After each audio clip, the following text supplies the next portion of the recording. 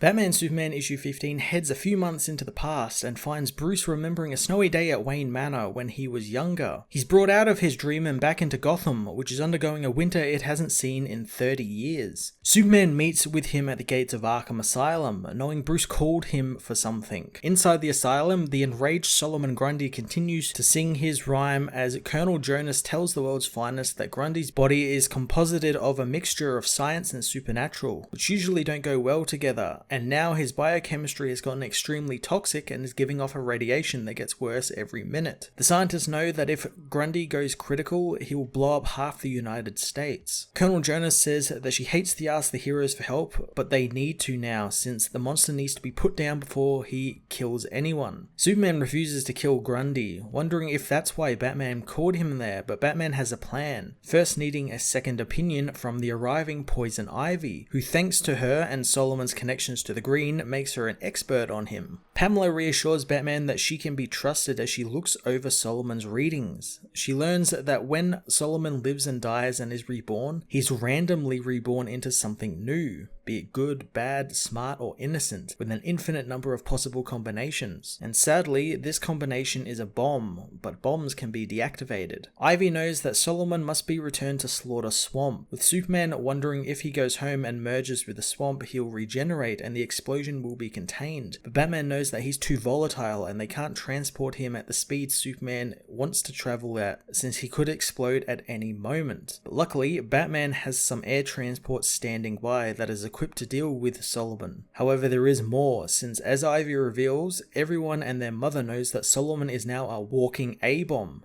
So the secret society of supervillains have taken an interest and wants Grundy for themselves. Batman reveals that that's why Superman was called in, to keep the mercenaries who will try and steal Solomon from him. Superman and Batman head off with Grundy secured in the Batplane as Superman uses his heat vision to hold back the blizzard and keep the plane safe and stable. Clark talks about how he had these type of storms in Smallville and he, Pete, and Lana would have snowball fights on the farm. Bruce says he's never had a snowball fight since Alfred hated getting his tux wet. Soon, Batman alerts Superman to some incoming in the form of Deadline and his crew, who aren't too pleased their boss never mentioned Superman being there. Deadline says that they are still getting paid if they get Grundy, attacking the jet as Superman takes down some of the jetpack wearing mercenaries, wondering if Batman is going to land the jet, but the hero rushes into the back to Solomon, knowing there's no time for that. He tells Grundy that he has a plan as he activates the jet's bay doors, throwing Grundy from the plane and riding him down onto the ground. Superman isn't impressed, thinking Batman insane, but Bruce says that he'll secure a landing as close as he can to the swamp, and Superman needs to keep the mercenaries off for as long as he can.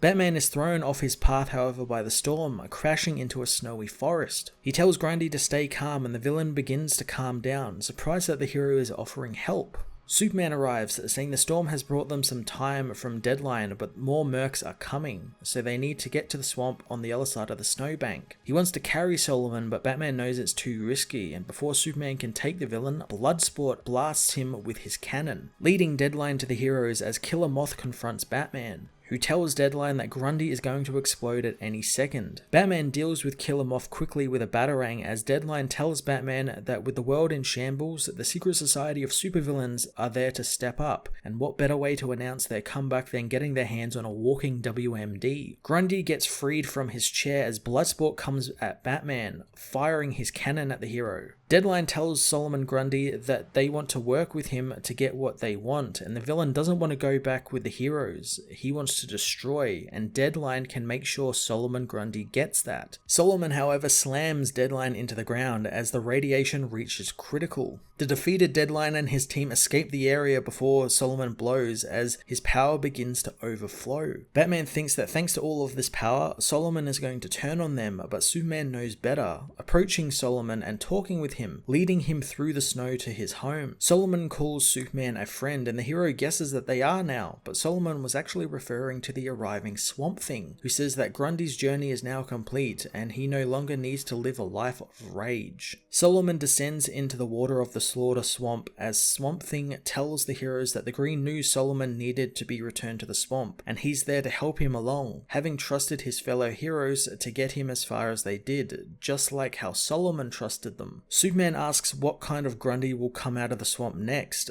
but Swamp Thing doesn't know, as Solomon is swallowed up by the swamp, taken into the Green yet again as he thanks the heroes for their help. Swamp Thing knows that in the past his rebirths have been filled with pain and horror, but now this is different, which he hopes means something new will be reborn. Later, Bruce sits with Clark in the snow, telling his friend that they could have seriously been hurt. Bruce scans Clark for any dangerous radiation, but he's clean, knowing that it was too close a call this time. Removing his cowl, Bruce says that he's tired of this never-ending battle, since sometimes it takes more out of him than he wants to admit, and it's lucky Superman got Grundy to the swamp when he did. Clark knows that they both did it, and all he let Solomon do was lean on him just a little bit, just like how he sometimes leans on Bruce, since Batman keeps him in check when he needs it, and right now he knows exactly what Bruce needs. Clark throws a snowball at his friend, congratulating him on his first snowball fight. Clark reassures Bruce that he won't tell anyone he lost the snowball fight, since anytime they have to keep a secret, it's usually something dark, and they have to keep some fun in it for themselves. Bruce smiles as he tells his friend they can still catch up with Deadline and his crew, calling in his jet. Clark says that he's seen Bruce take on whole armies by himself, and he doesn't think he called him to help with Grundy or mercenaries. Bruce confirms as much, saying that he called him because he knew Superman would answer. Going up to the jet, Superman says he always will, as the world's finest brave the snowstorm and go hunting for some supervillains. Batman Superman issue 15 was a really fun and wholesome way to end Joshua Williamson's run on the ongoing before we head into Future State, delivering a really great Solomon Grundy-centric story with Batman and Superman along for the ride. Williamson utilizing the secret society of supervillains and B-list villains like Bloodsport and Deadline was really cool and added some great humor to the books, since these real no-names having to fight against Batman and Superman is quite amusing. The story beats being dictated by Solomon Grundy's rhyme was